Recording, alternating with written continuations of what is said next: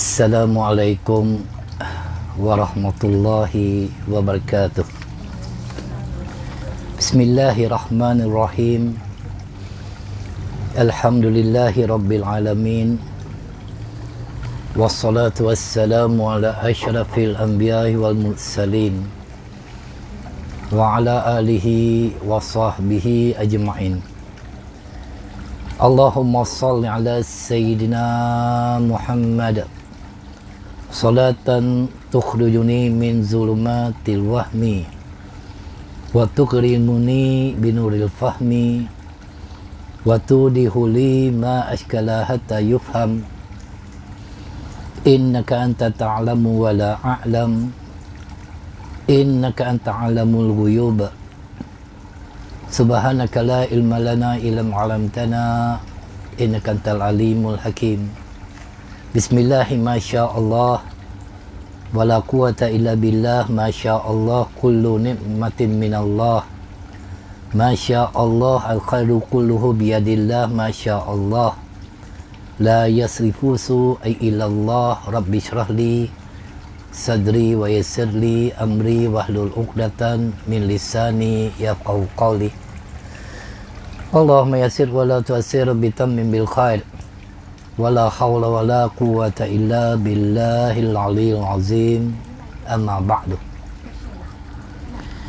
Pertama-tamanya dan buat selama-lamanya sama-sama kita merafakkan rasa syukur kita ke hadrat Allah Subhanahu wa taala di atas pertemuan kita pada pagi ini untuk kita sama-sama mempelajari kitab Al-Azkar Imam An-Nawawi secara bersemuka. Setelah lama kita terpisah, Masya Allah, Tabarakallah. Dan sebelum kita memulakan pengajian ini,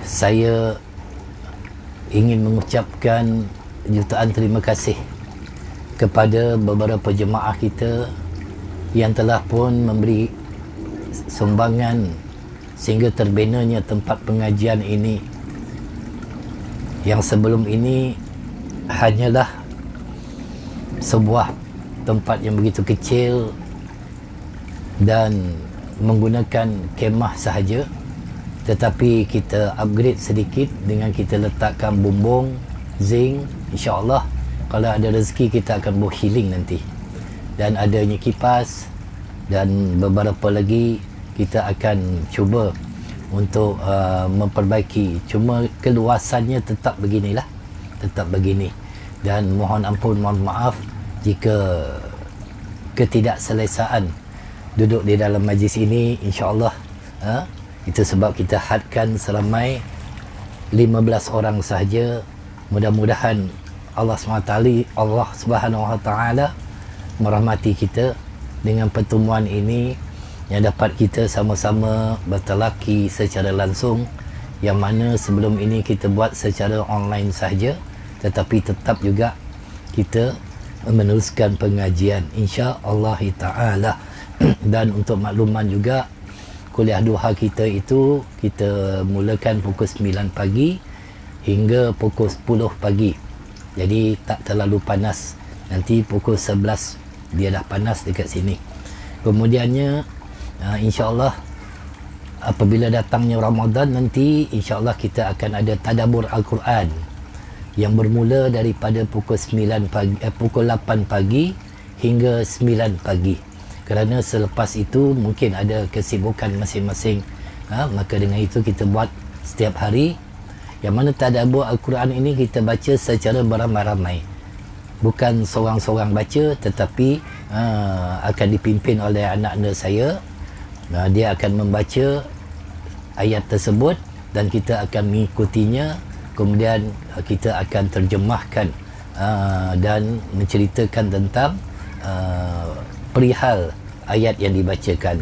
Mudah-mudahan Allah SWT akan mengizinkan kita untuk hadir pada bulan Ramadan ini sebagai satu amalan yang akan dicatat oleh Allah SWT di akhirat nanti, insya-Allah ta'ala. Baik, Bismillahirrahmanirrahim. Kita masuk kepada muka surat 236. Sudah terlalu jauh begitu, sebab sebelum ini kita buat secara online. dia sebenarnya 229 itu dah lama dah. Kalau kita tengok dalam live memang dah ada dah sifat selawat kepada Nabi sallallahu alaihi wasallam. Tak apalah. Kita ceritakan juga 229 ini sebagai ulangannya. Baik. Sifat selawat kepada Rasulullah sallallahu alaihi wasallam. Yang mana kita sekarang berada dalam bulan Sya'ban. Pusing belakang bang. Bulan Sya'ban ini adalah untuk kita memperbanyakkan membaca selawat kepada Rasulullah sallallahu alaihi wasallam, kerana dikatakan oleh guru kami turunnya ayat innallaha wa malaikatahu yusalluna 'alan nabi ya ayyuhalladzina amanu sallu 'alaihi wa sallimu taslima. Sesungguhnya Allah dan para malaikat berselawat kepada Nabi. Wahai orang-orang yang beriman, berselawatlah kamu kepada Nabi kamu. Turunnya pada bulan Sya'ban.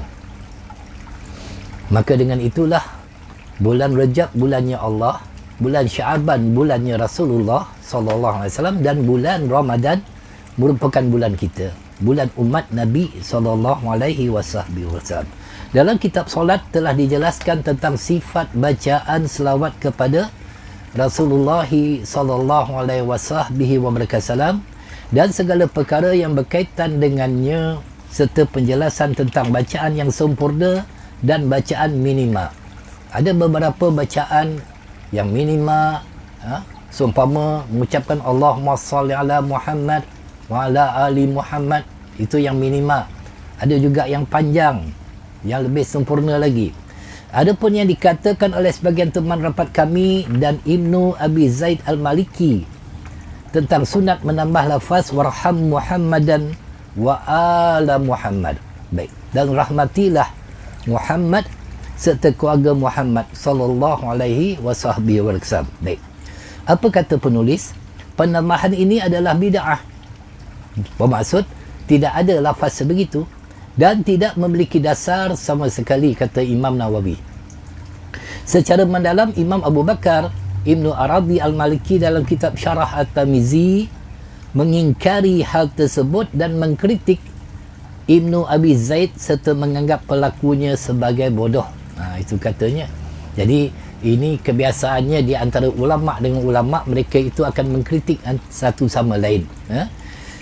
Guru kami berpesan, dalam perselisihan, dalam perdebatan, penghujahan antara ulama dengan ulama, kita sebagai orang awam sepatutnya tidak masuk campur. Sebab mereka itu mengkritik atas dasar ilmu, bukan secara emosi. Memang banyak dalam kalangan para ulama kita.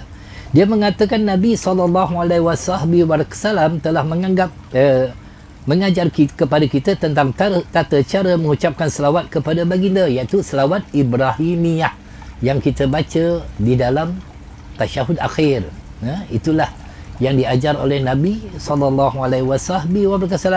Oleh kerana itu, tambahan yang ada merupakan tambahan terhadap sabda baginda wallahu alam. Baik, itu kata penulis. Tetapi perlu kita ingat, ada berbagai-bagai bentuk selawat. Adanya selawat azamiyah, ada selawat nariyah, ada selawat syifa. Kalau tuan-tuan perempuan tengok, atas tu penuh dengan buku selawat tu, Masya Allah, Tabarakallah. Yang himpunan-himpunan selawat yang dibuat oleh para ulama, maka itu tidak salah.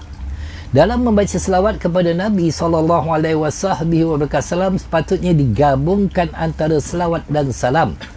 Mesti ada selawat dan salam. Tidak hanya terbatas pada salah satu, tidak hanya dikatakan sallallahu alaihi atau hanya disebut alaihi salam. Jadi mesti kita menyempurnakan bacaan tersebut sallallahu alaihi wasallam ataupun sallallahu alaihi wa baraka wasallam. Baik. Disunatkan bagi orang yang membaca hadis, dan selainnya yang seperti dengannya, apabila Rasulullah sallallahu alaihi wasallam disebut agar mengucapkan selawat dan salam dengan suara cukup kuat namun tidak terlalu berlebihan. Itu sebab dalam pengajian-pengajian hadis ketika kami bersama dengan para masyayikh, apabila disebut nama Rasulullah sallallahu alaihi wasallam, bergema majlis tersebut, mereka juga melantunkan selawat kepada Nabi sallallahu alaihi wasallam. Di antara para ulama yang menganjurkan perkara tersebut adalah Imam Al-Hafiz Abu Bakar Al-Khatib Al-Baghdadi dan yang lain-lain. Saya ambil perkara ini daripada kitab Ummul Hadis, kata Imam Nawawi. Baik. Para ulama daripada teman rapat kami dan selainnya juga menyatakan sunat menguatkan suara dalam membaca selawat kepada Rasulullah sallallahu alaihi wasallam pada bacaan talbiyah. Wallahu alam. Baik. Seumpama kita bertalbiyah ketika mengerjakan haji, labbaik Allahumma labbaik, kan kuat tu kan? Kita tak baca dengan perlahan. Jadi kita membaca dengan kuat itu tanda mentazimkan keagungan, keberkatan, kemuliaan yang ada kepada Nabi sallallahu alaihi wasallam. Baik. Keempat, pembukaan doa dengan pujian kepada Allah Subhanahu wa taala dan selawat kepada Nabi sallallahu alaihi wasallam.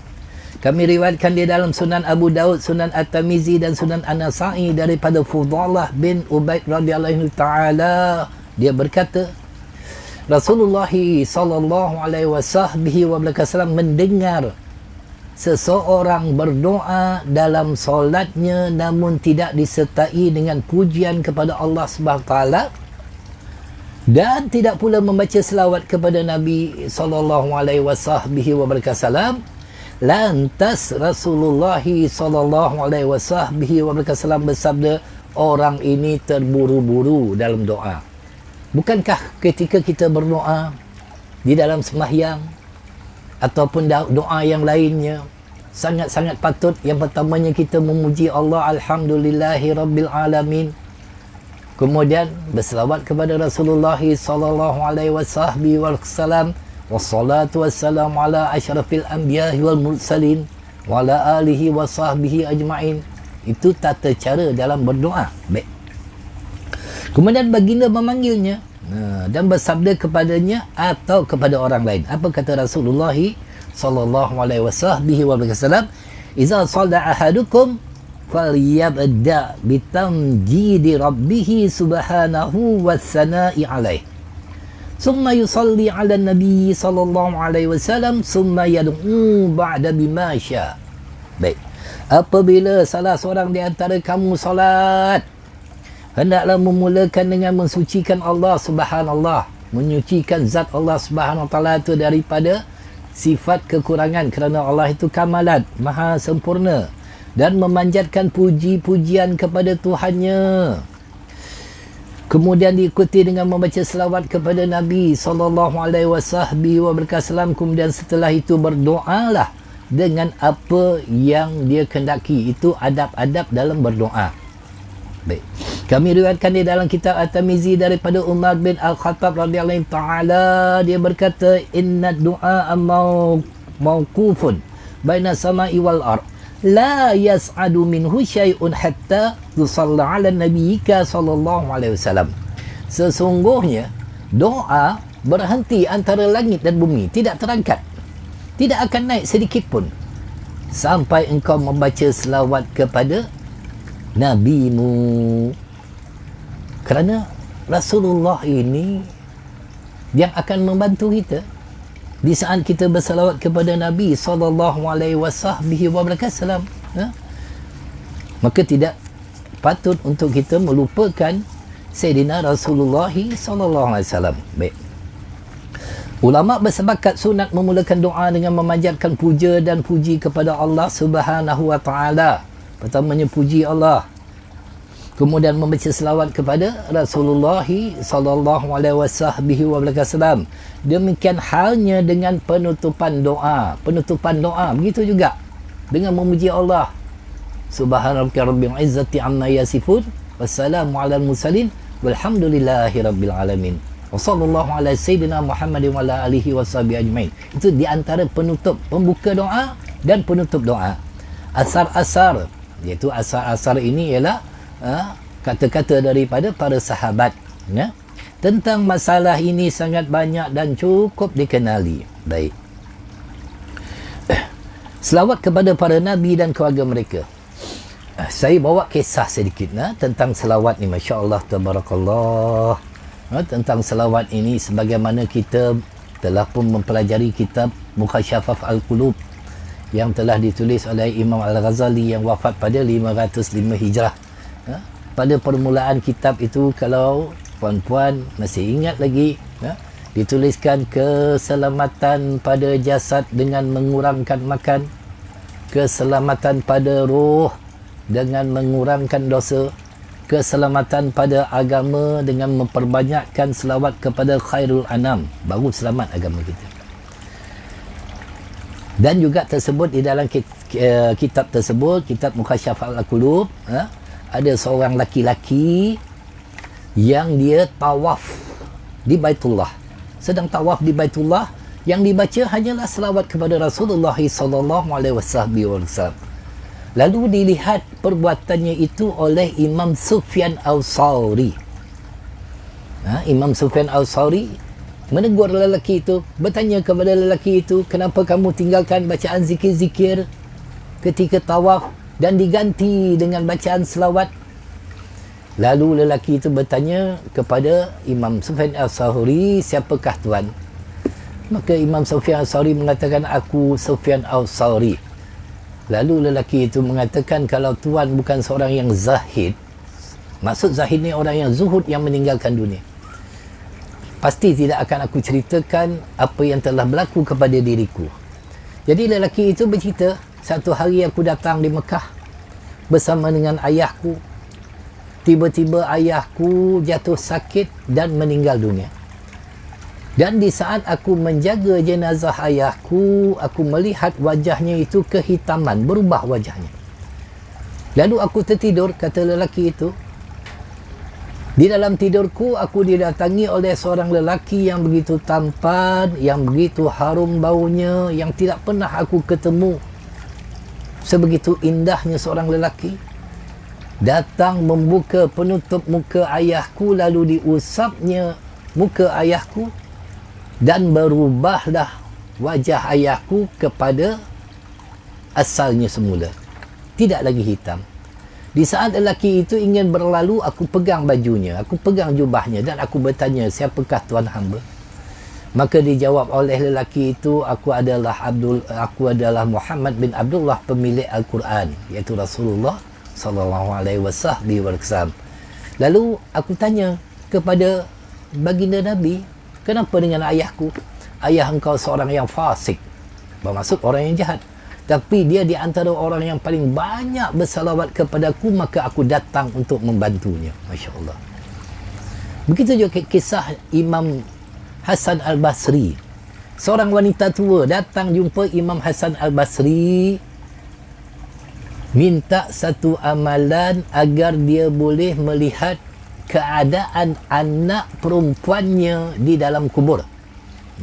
Kalau perempuan nak amalkan boleh, nak tengok keadaan ibu dan ayah kita di dalam kubur dengan menunaikan solat 4 rakaat selepas daripada ba'da isyak, solat 4 rakaat, ya. Setiap rakaat selepas daripada suratul Fatihah, bacalah surah Al-Haakumut Takasur. Baik, solat sunat mutlak 4 rakaat saja aku solat sunat, 4 rakaat kerana Allah Ta'ala. Setiap rakaat selepas Fatihah baca Al-Haakumut Takasur 4 rakaat. Selesai daripada solat itu, berdoalah kepada Allah, ya Allah, ya Tuhanku, engkau perlihatkan kepadaku bagaimanakah keadaan si Fulan bin Fulan. Bermaksud, siapa yang kita nak tengok. Itu di antara yang diajar oleh Imam Hasan Al-Basri, lalu diamalkan oleh wanita tua itu, dan dia melihat Allah perlihatkan anaknya sedang diseksa, sedang menghadapi seksaan. Lalu keesokan harinya wanita tersebut berjumpa Imam Hasan Basri menceritakan perkara tersebut. Pada malamnya Imam Hasan Al-Basri bermimpi bertemu dengan seorang wanita yang sedang dimahkotakan oleh Allah dalam keadaan gembira. Lalu Imam Hasan Al-Basri tanya kepada wanita tersebut, siapakah kamu? Aku adalah anak kepada wanita tua yang telah pun meminta kepada engkau agar dapat dia beramal dan melihat keadaan aku. Kata Imam Hasan Al-Basri, menurut ibu engkau sedang diseksa oleh Allah. Sedangkan aku bermimpi engkau dalam keadaan gembira. Apa yang telah berlaku pada engkau? Lalu wanita itu mengatakan, ada seorang laki-laki datang ke pemakaman kami membaca selawat, lalu dihadiahkan selawat Rasulullah itu kepada kami, maka Allah mengangkat azab daripada ahli kubur tersebut. Subhanallah. Saya rasa perempuan pernah saya bagi satu amalan, iaitu selawat azamiyah. Selawat azamiyah ni Masya Allah, tabarakallah. Kalau kita baca di perkuburan sebanyak 12 kali selawat azamiyah, sebagaimana yang dikatakan oleh Syekh Muhammad Tahir Al-Rashidi Al-Ahmadi, dibaca 12 kali, dihadiahkan pahalanya kepada ahli kubur, maka Allah SWT akan mengutuskan kepada Rasulullah SAW untuk membantu ahli kubur tersebut. Kerana di dalam lafaz salawat azamiyah itu, wa jama' baini wa bainahu kama jama'ta baina ruhi wan nafs zahiran wa batinan yaqazata wa manama waj'alhu ya rabbi ruhan li dhati min jami' wujufid dunya qabla al-akhirati azim. Yang mana kita nak ruh orang yang mati itu dihimpunkan ruhnya dengan Nabi Muhammad sallallahu alaihi wasallam. Itu di antaranya selawat azamiyah yang begitu agung, yang mana bacaan ini jangan kita tinggalkan, kerana ia sangat-sangat baik untuk diamalkan. Sehingga kan kisah daripada Said Ahmad bin Idris, Ibnu Muhammad Al-Sharif bin Ibnu Al-Sayyid Al-Sayyidi Ahmad Ibnu Idris, dia mengisahkan ada seorang lelaki bernama Syekh Imran bin Barakah, seorang ulama lah. Syekh Imran bin Barakah ini, dia melazimkan membaca selawat azamiyah, tapi di saat dia nak pergi ke tandas, dia pegang lidahnya, takut terbaca selawat, kerana di dalam tandas menjawab azan pun tak boleh, menjawab salam pun tak boleh. Itu di dalam tandas memang tidak boleh berzikir, maka dia pegang lidahnya, takut terbaca selawat di dalam tandas. Satu hari Syekh Imran ini pun wafat. Lalu diuruskan jenazahnya. Salah seorang yang menguruskan jenazahnya adalah teman rapatnya Syekh Muhammad Al-Baituri yang berumur 90 tahun, menunggu di dalam liang lahat untuk menyambut jenazah Syekh Imran Al-Barakah. Tiba-tiba Syekh Muhammad Al-Baituri ini melompat daripada kubur tu naik ke atas. Terkejut. Ditanya oleh orang ramai, kenapa? Apa yang berlaku? Dia kata, di sebelah aku ada Rasulullah SAW sedang menyambut Syekh Imran bin Barakah punya jenazah. Berkat daripada selawat azamiyah. Subhanallah. Itu sebab amalkan. Kerana yang akan membantu kita besok di akhirat ialah Rasulullah SAW. Di saat kita meminta pertolongan daripada Nabi-Nabi yang lain, semua mengatakan nafsi, dan hanyalah Rasulullah yang akan membantu kita nanti. Itu yang kita harapkan, dengan syafaat daripada Nabi SAW. Selawat kepada para Nabi dan keluarga mereka. Para ulama sepakat terhadap bacaan selawat kepada Nabi Muhammad SAW. Mereka juga sepakat bahawa mengucapkan selawat kepada semua Nabi dan para malaikat secara tersendiri boleh disunatkan. Sedangkan untuk selain para Nabi, kebanyakan ulama mengatakan tidak diselawatkan. Kalau para Nabi kita selawat, seumpama Nabi Isa alaihi salam, Nabi Musa alaihi salam, Rasulullah sallallahu alaihi wasallam. Maka kalau kepada para sahabat, para ulama, kita tidak berselawat. Contohnya kita menyebutkan Abu Bakar alaihi salam, itu salah. Bagi para sahabat kita mengucapkan yang lain daripada itu, radhiyallahu anhu. Bagi sahabiah yang sahabat wanita pula kita mengucapkan radhiyallahu anha. Baik, tentang larangan ini mereka berbeza pendapat. Sebahagian teman rapat kami menyatakan haram dan sebahagian besar daripada mereka menyatakan makruh, serta banyak pula yang menyatakan tidak makruh namun hanya menyalahi yang lebih baik, kerana mereka bukan para rasul, mereka bukan para nabi. Kenapa kita perlu berselawat kepada mereka? Mereka hanyalah sahabat. Baik, yang benar adalah pendapat kebanyakan para ulama, iaitu kita tengok nota kaki sebagaimana Al-Syaqawi dan selainnya mengambil daripada penulis bahawa dia mengatakan membaca selawat kepada selain Nabi secara tersendiri adalah menyalahi yang lebih baik. Bermaksud tidak kena pada tempatnya. Kemungkinan kutipan ini bukan berasal daripada kitab ini, wallahu alam.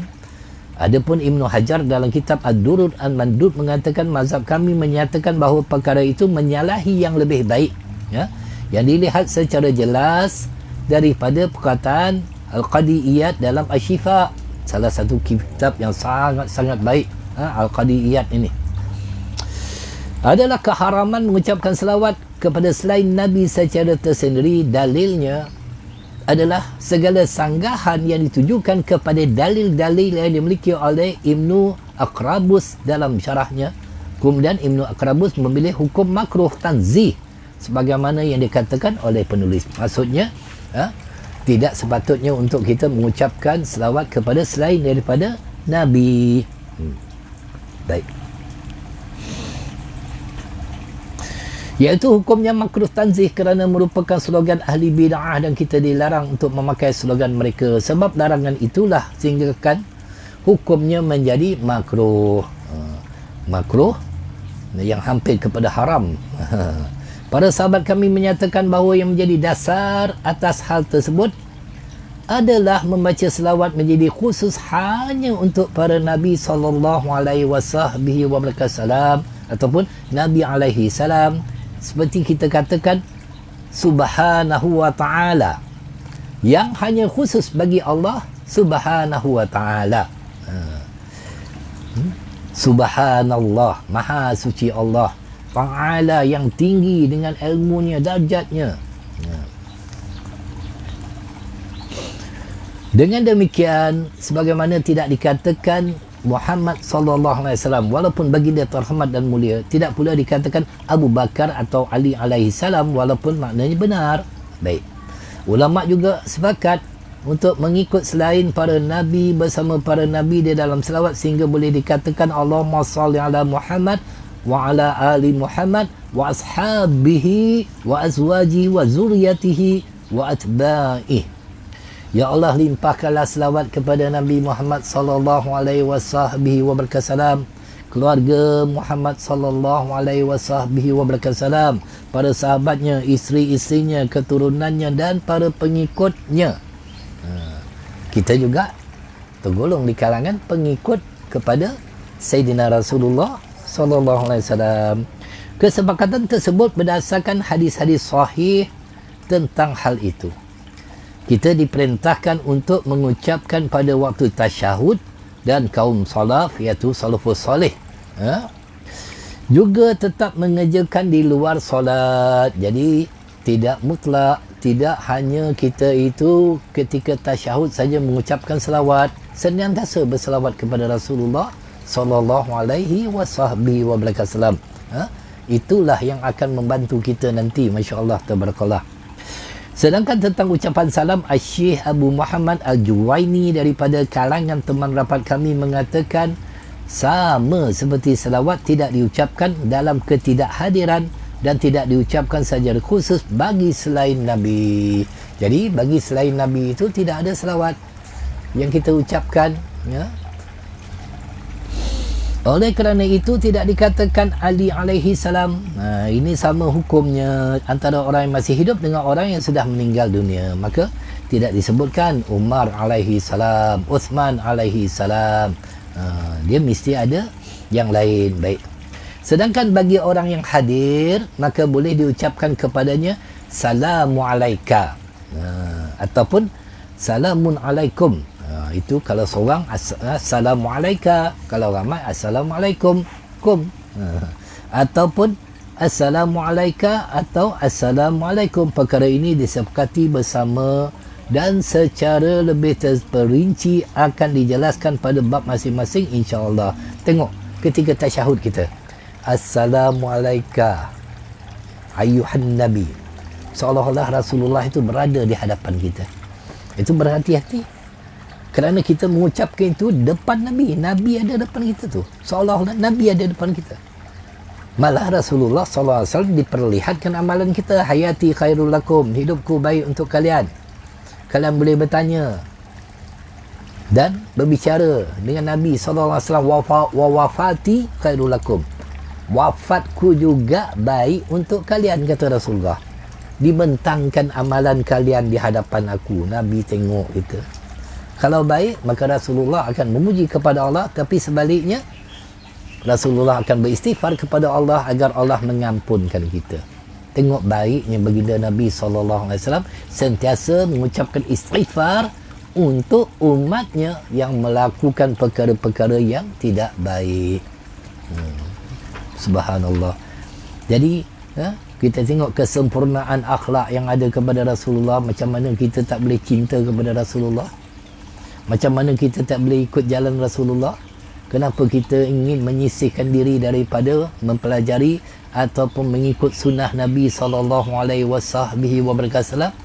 Rugilah. Dah sempurna dah kan yang Rasulullah, yang terlalu berat tanggungannya atas kesusahan kita. Dalam peristiwa Isra wa Miraj yang kita sambut baru-baru ini, 27 Rejab, Allah SWT perintahkan 50 waktu sembahyang. Rasulullah sedih sebenarnya. Fikirkan apa? Bagi Rasulullah 50 waktu sembahyang tak ada apa, mudah. Bagi kita lah, yang Rasulullah fikirkan umat dia macam mana 50 waktu sembahyang. Oh, tak boleh nak buat apa-apa. Nak goreng kari pap tak boleh. Apa pun tak boleh. Nak berniaga tak boleh. Semua tak boleh. Nak gunting rambut pun tak boleh bang. Sembahyang 50 waktu. Rasulullah sayang kepada kita, fikirkan tentang kita. Laqad ja'akum rasulun min anfusikum azizun 'alaihi ma 'anittum harisun 'alaikum bil mu'minina raufur rahim. Telah datang kepada kamu seorang rasul yang sangat berat menanggung kesusahan kamu tu, beban kamu tu. Itu sebab Rasulullah SAW banyak perkara-perkara yang dia tak nak umatnya menjadi berat. Seumpama sembahyang tarawih bulan Ramadan, yang Rasulullah keluar pada malam pertama, ramai ikut. Malam kedua lagi ramai ikut. Akhirnya Rasulullah tak keluar. Ditanya kepadanya, takut ia difardukan kepada umatnya. Tak nak umatnya jadi susah. Begitu juga dengan bersiwak. Takut menjadi wajib siwak sebelum solat kepada umatnya. Kalaulah tidak memberatkan umatku, kata Rasulullah, akan aku perintahkan mereka bersiwak setiap kali mereka nak sembahyang. Bersiwaklah dengan kayu siwak macam ni kan, insya-Allah tabarkallah. Ini pemberian salah seorang hamba Allah, Royal Miswak, yang dibagi. Masya-Allah tabarkallah. Cantik, masya-Allah. Orang bagi kita ambil. Ini kayu siwak ni, masya-Allah. Begitu juga Rasulullah sallallahu alaihi wasallam. Tengok orang yang memuliakan Rasulullah buat macam ni tu. Kerana ini sunnah Rasulullah sampai memuliakan Rasulullah sallallahu alaihi wasallam. Begitu juga Rasulullah sallallahu alaihi wasallam solat Isyak 1/2 malam.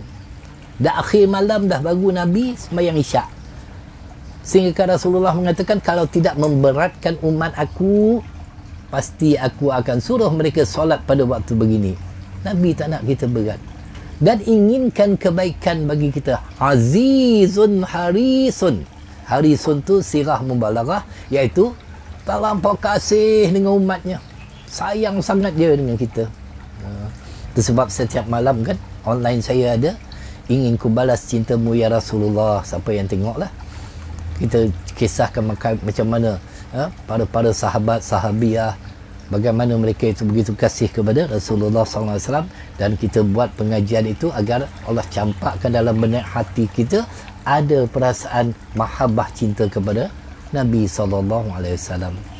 Sebab mencintai Rasulullah ini wajib, ini bab akidah, berdosa kalau tak mencintai Rasulullah SAW. Baik, disunatkan untuk taradi ataupun tarahum kepada para sahabat tabi'in, para ulama dan orang-orang soleh dengan mengucapkan radhiyallahu anhu. Itu bagi para ulama, atau rahimahullah, orang yang telah meninggal dunia, atau yang sama dengannya. Sedangkan pendapat sebahagian ulama bahawa ucapan radhiyallahu anhu hanya khusus bagi para sahabat, sedangkan untuk yang lain hanya ucapan rahimahullah. Pendapat tersebut salah dan tidak dapat disepakati, kerana bukan hanya kepada para sahabat. Boleh kita juga mengucapkan Imam Syafi'i radhiyallahu anhu ta'ala, Imam Hanafi radhiyallahu anhu ta'ala. Maka itu tidak salah untuk kita mengucapkan Allah. Apabila disebutkan Luqman dan Maryam, di dalam Al-Quran ada surah Luqman. Maryam itu ibu kepada Nabi Isa alaihi salam. Apakah diucapkan selawat bagi mereka berdua selayaknya para nabi? Hanya ucapan taradi selayaknya para sahabat dan para wali, atau diucapkan alaihi wassalam? Jawapannya adalah seperti berikut. Kebanyakan ulama berpendapat bahawa kedua-duanya bukanlah nabi.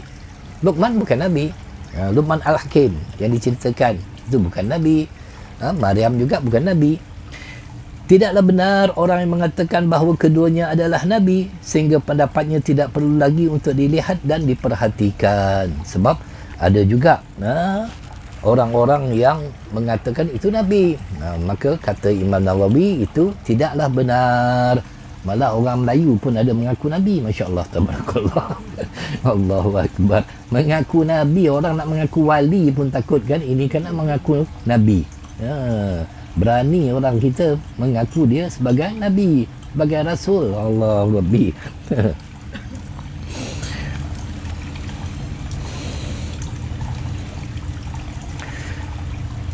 Ini telah dijelaskan secara jelas dalam kitab Tahzibul Asma' wal Lughat. Baik, ada satu kitab lagi. Apabila hal ini telah difahami dengan baik, maka sebagian ulama mengungkapkan perkataan seperti berikut: Luqmanu aw Maryamu sallallahu alal anbiya wa alaihi aw alaiha wasallam. Luqman atau Maryam, semoga Allah melimpahkan selawat dan salam kepada para nabi dan pada keduanya. Itu utamakan terlebih dahulu kepada para nabi. Baik. Ini disebabkan kedua-duanya lebih tinggi darjatnya daripada orang yang mendapatkan ucapan radhiyallahu anhu. Kerana apa? Kerana Al-Quran telah meninggikan darjat mereka berdua. Luqman Al-Hakim, Al-Quran tinggikan darjatnya.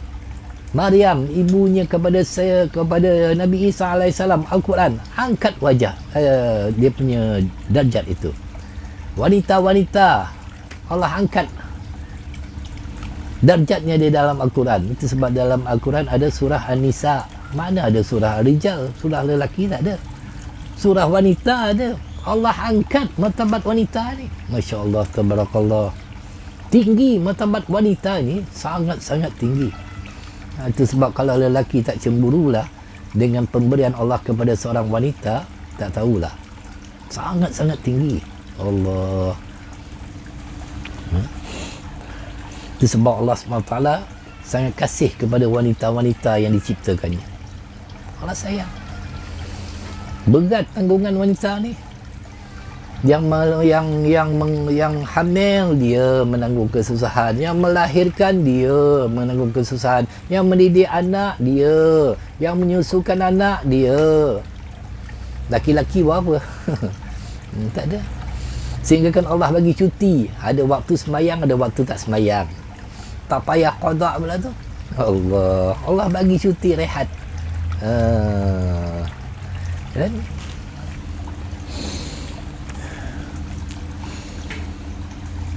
Ada salah seorang gadis Korea, dia masuk Islam. Saya kadang-kadang menonton dalam YouTube seorang gadis Korea yang popular lah. Jadi namanya Mariam juga, Mariam nama dia. Jadi suami dia kata dia tak semayang sebab dia dalam keadaan haid. Jadi dia marah. Dia kata haid itu sesuatu yang memalukan dirinya. Jangan sebut haid, sebut ABC. Allah bagi cuti, dia kata. Tengok hebat ni dia kan. Allah bagi cuti, ABC dia kata. Menurut hemat penulis ini, pendapat ini boleh digunakan, namun yang lebih benar adalah ucapan radhiyallahu anhu ataupun radhiyallahu anha. Itu bagi perempuan. Lelaki hu, perempuan ha.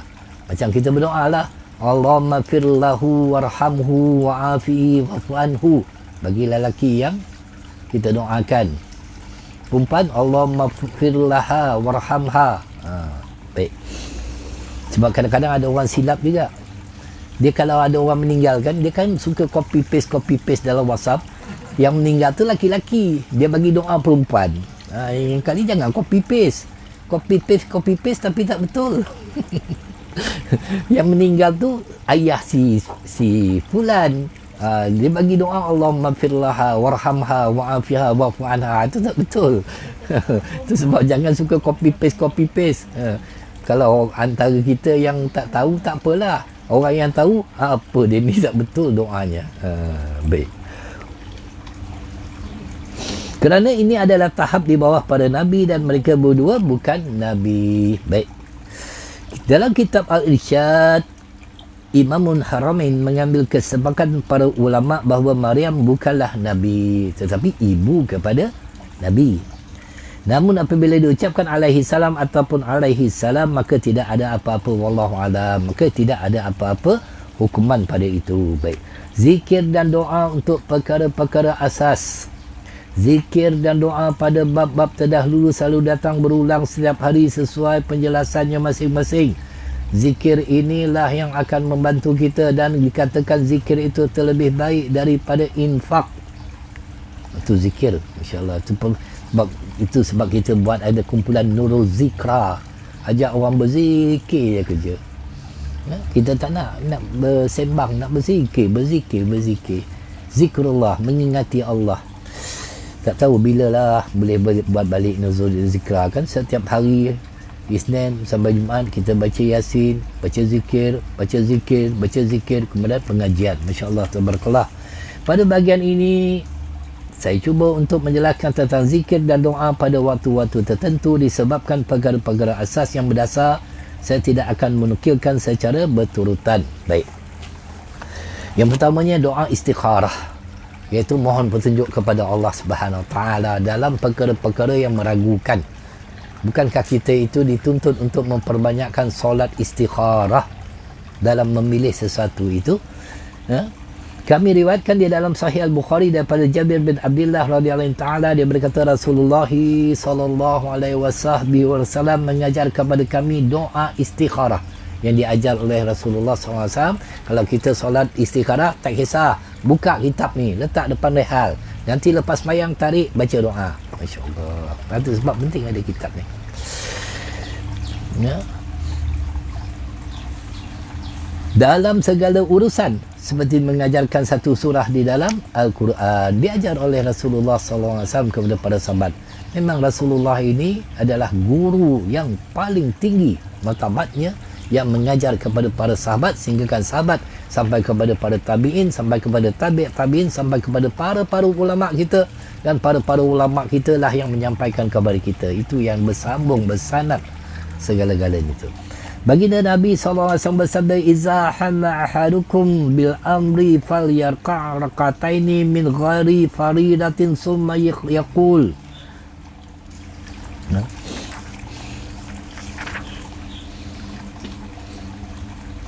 Allahumma inni astakhiruka bi'ilmik wa astaqdiru biqadratika wa as'aluka min fadlikal azim fa innaka taqdiru wala aqdir wa ta'lamu wa la a'lam wa anta 'alamul ghuyub. Allahumma in kunta ta'lamu anna hadzal amru khairun li fi dini wa ma'ashi wa 'aqibatil amri aw qala ajili amri wa ajilih faqduru li wa yassirhu li summa barik li fihi wa in kunta ta'lamu anna hadzal amru syarrun li fi dini wa ma'ashi wa 'aqibatil amri aw qala ajili amri wa ajili fasrifu anni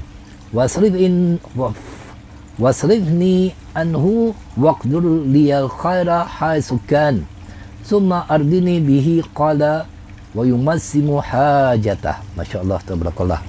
Iza hamma ahdukum, jika seseorang di antara kamu dirisaukan oleh satu urusan, tak tahu mana satu nak pilih, apa nak buat PKP ni, fikir nak buat, nak pindah Johor ke, pindah mana ke, tak tahu lagi. Kan tak tahu nak fikir kan, buntu kepala jadinya. Ini tak ada kena-mengena dengan hidup yang mati ya.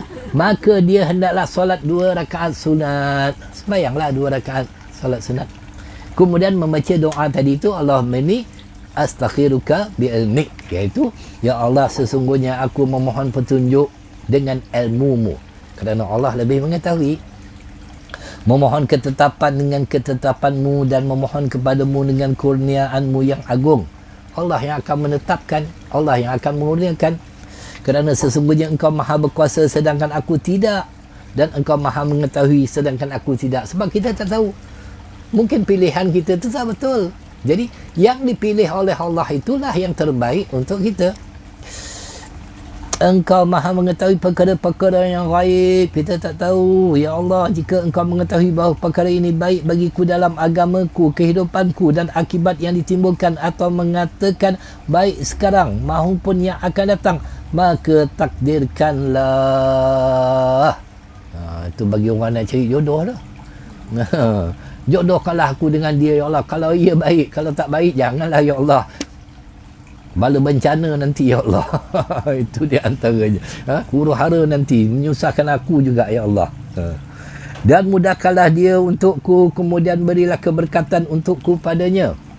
Dan jika engkau mengetahui bahawa perkara ini buruk bagiku dalam agamaku, kehidupanku dan akibat yang timbulkan, atau mengatakan baik sekarang maupun yang akan datang, maka jauhkanlah ia dariku dan jauhkan aku darinya, serta takdirkanlah kebaikan bagiku. Maksudnya ada dan keredaan daripada Allah itu.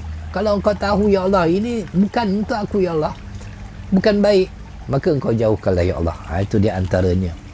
Sebab kita tak tahu perkara-perkara setiap yang berlaku itu, tak ada siapa pun tahu. Itu sebab kita itu minta Allah yang menguruskan diri kita. Kalau kita uruskan, habis, tak jadi. Kalau kita uruskan, ya? Berapa ramai yang nak menguruskan diri mereka, tak jadi. Kata nak datang, tak jadi datang. Sebab dia yang menguruskan. Dia tak minta kepada Allah, ya Allah permudahkanlah aku hadir ya Allah. La haula wala quwwata illa billahi al-aliyyil azim. Tidak ada daya kekuatan untuk aku melakukan ketaatan tanpa keizinan daripada Engkau. Yang menghadirkan kita Allah. Itu sebab kita minta pada Allah yang memudahkan urusan kita. Di manapun kebaikan itu berada, kemudian redailah aku dengannya, kemudian sebutlah apa hajatnya, apa keperluan kita. Masya Allah, tabarakallah. Ulama mengatakan istikharah disunatkan dengan solat dan doa sebagaimana yang telah disebutkan. Solat 2 rakaat. Rakaat pertama baca apa? Itu akan ditanya. Belum sampai lagi. Baik. Solat yang dimaksudkan di sini adalah 2 rakaat solat sunat, namun boleh juga dengan 2 rakaat solat sunat rawatib, tahiyatul masjid, atau solat sunat yang lain. Baik. Pada rakaat pertama setelah surah Al-Fatihah baca qul ya ayyuhal kafirun, mudah, yang menyamai 1/4 Al-Quran. Dan pada rakaat kedua membaca qul huwallahu ahad, yang menyamai 1/3 Al-Quran, mudah. Solat-solat sunat banyak, ini 2 saja ayatnya. Solat sunat tawaf, solat sunat haji, apa saja. Mudah sangat. Apabila tidak sempat melaksanakan solat 2 rakaat, maka cukup dengan doa. Takkan 2 rakaat tak sempat. Paling tidak kita tunduklah kepada Allah Subhanahu Wa Taala Doa yang dibaca disunatkan diawali dan diakhiri dengan bacaan hamdalah, iaitu memuji kepada Allah, dan selawat serta salam kepada baginda Nabi Rasulullah sallallahu alaihi wasallam. Itu adab-adab dalam doa. Baik. Seumpama yang kita baca tadi kan, doa tadi tu, Allahumma inni astakhiruka bi ilmik. Mulakan dulu. Bismillahirrahmanirrahim. Alhamdulillahirabbil alamin. Wassalatu wassalamu ala asyrafil anbiya'i wal mursalin wa ala alihi wasahbihi ajma'in. Baru baca Allahumma inni astaghfiruka bi ilmik.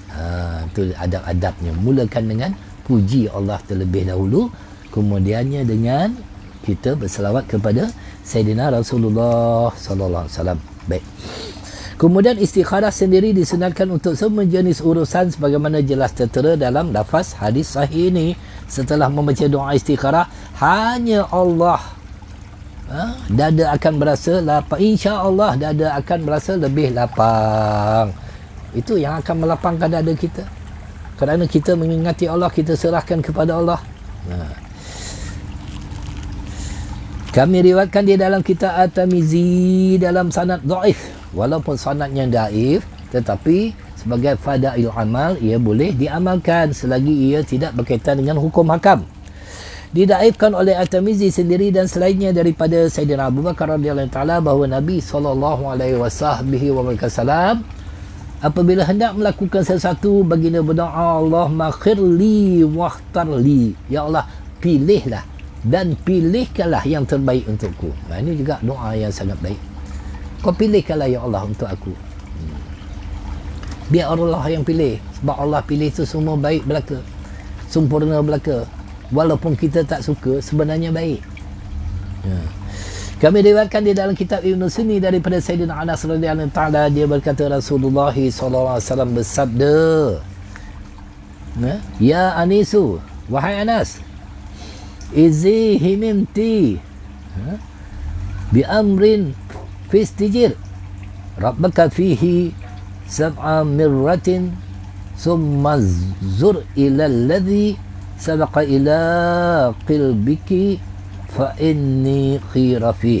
Wahai Anas, apabila engkau risau terhadap satu perkara, mintalah pilihan kepada Tuhanmu sebanyak 7 kali. Mintalah, baca tadi tu Allahumma khirli wahtarli, Allahumma khirli wahtarli, minta 7 kali. Kemudian lihatlah apa yang terdapat dalam hatimu, kerana sesungguhnya yang terbaik ada di situ. Allah akan ilhamkan di dalam hati kita. Sanad hadis ini gharib. Dalam sanadnya ada perawi yang tidak saya kenal, kata Imam Nawawi. Doa ketika ditimpa kesusahan dan penyakit akan kita sambung insya-Allah pada minggu hadapan. Ada lagi 5 minit untuk bertanya soalan-soalan yang berkait. Kalau boleh dijawab, dijawab. Kalau tidak boleh dijawab, ditangguhkan pada minggu hadapan. Jadi saya mengingatkan kepada semua jemaah, kita hampir kepada nisfu Syaban. Tak lama lagi. Nisfu Syaban, pertengahan Syaban. Jadi bulan Syaban ini masya-Allah tabarakallah kita hidupkan dengan memperbanyakkan amal. Kerana baginda Nabi sallallahu alaihi wasallam bersabda, man ahya lailatil idani wal lailatil nisfi Sya'ban lam yamut qalbuhu yauma tamutul qulub.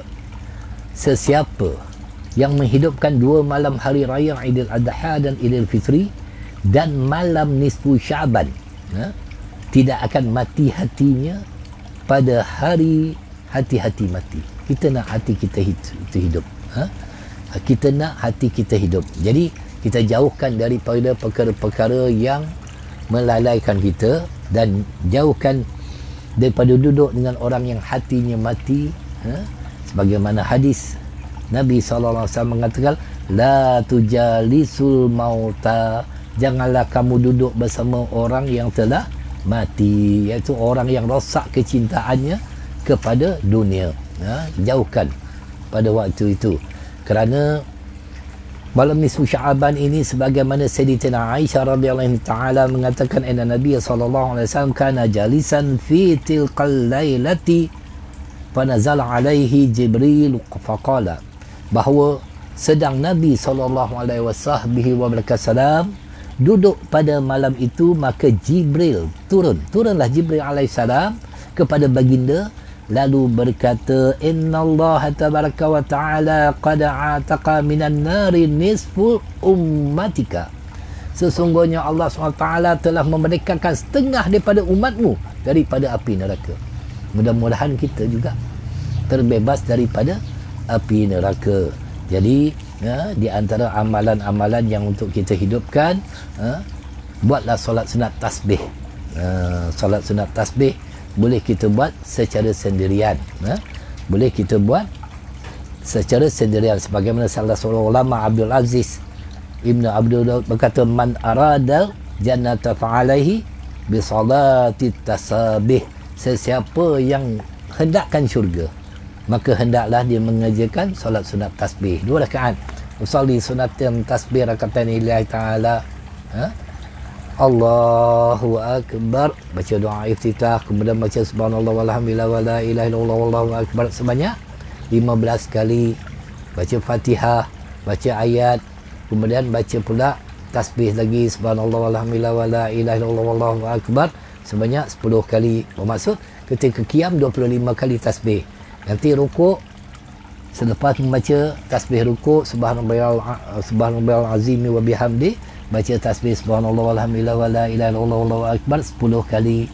Sami Allahu liman hamidah, kemudian baca tasbih sebanyak 10 kali, subhanallah walhamdulillah wala ilaha illallah wallahu akbar. Nanti sujud yang pertama 10 kali, duduk antara 2 sujud 10 kali, sujud yang kedua 10 kali, kemudian terus bangkit. Tak ada lagi baca tasbih. Itu dah ada 75 kali tasbih. Diulangi pula pada rakaat yang seterusnya, bangkit daripada sujud yang kedua, terus baca subhanallah walhamdulillah